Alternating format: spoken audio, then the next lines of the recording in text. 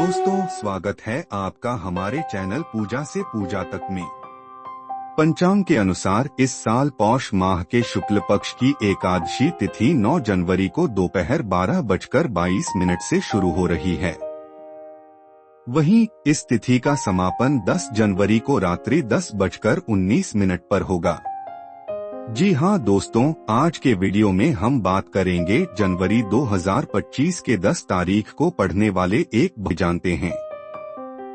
पुत्रदा एकादशी हिंदू धर्म में अत्यंत पवित्र और महत्वपूर्ण मानी जाती है। यह व्रत विशेष रूप से संतान प्राप्ति और परिवार की समृद्धि के लिए रखा जाता है। श्रावण और पौष माह में आने वाली इस एकादशी का उल्लेख शास्त्रों में मिलता है।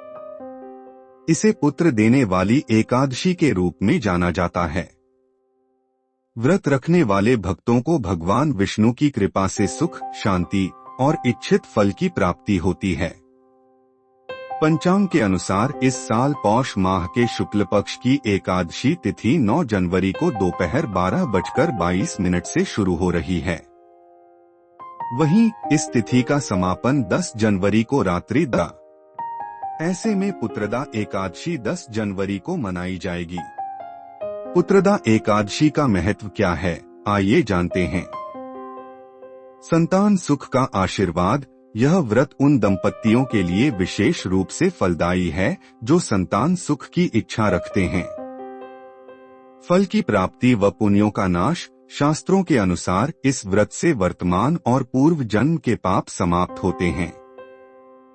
इस व्रत को करने से अग्निष्टोम यज्ञ का फल मिलता है एवं भगवान विष्णु अपने भक्तों की सभी मनोकामनाएं पूरी करते हैं। मोक्ष की प्राप्ति। पुत्रदा एकादशी व्रत धर्म, पुण्य और मोक्ष प्रदान करता है।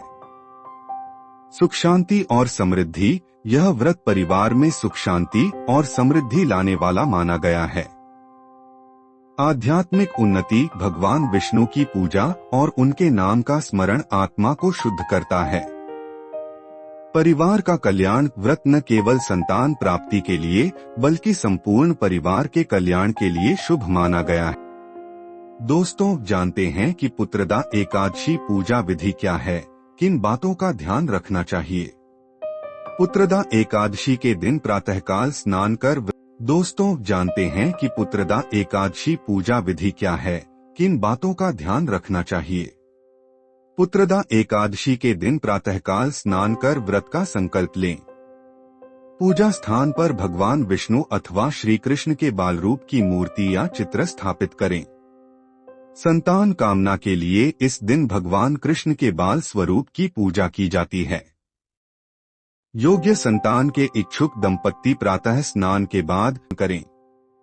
अगले दिन द्वादशी पर व्रत का पारण करें और ब्राह्मणों को भोजन कराएं। इस एकादशी पर व्रत की कथा का भी विधान है। आइए पुत्रदा एकादशी की व्रत कथा का श्रवण करते हैं। पूर्वकाल की बात है, भद्रावतीपुरी में राजा सुकेतुमान राज्य करते थे।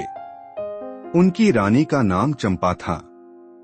विवाह के काफी समय बाद भी राजा रानी संतान सुख से वंचित थे।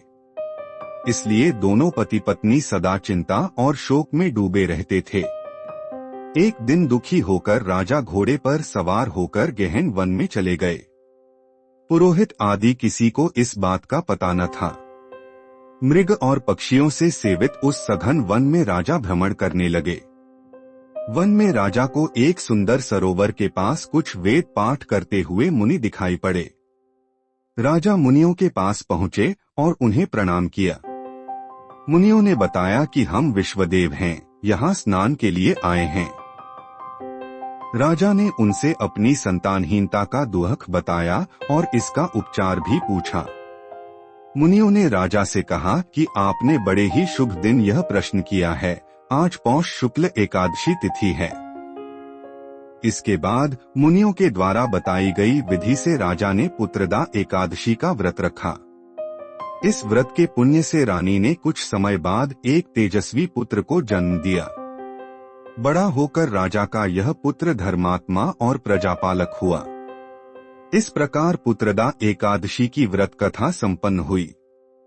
दोस्तों, अगर आपको वीडियो में बताई जानकारी अच्छी लगी हो तो हमारे चैनल को सब्सक्राइब कर अपने लोगों को भी शेयर करें। आपके बहुमूल्य समय देने के लिए बहुत बहुत धन्यवाद।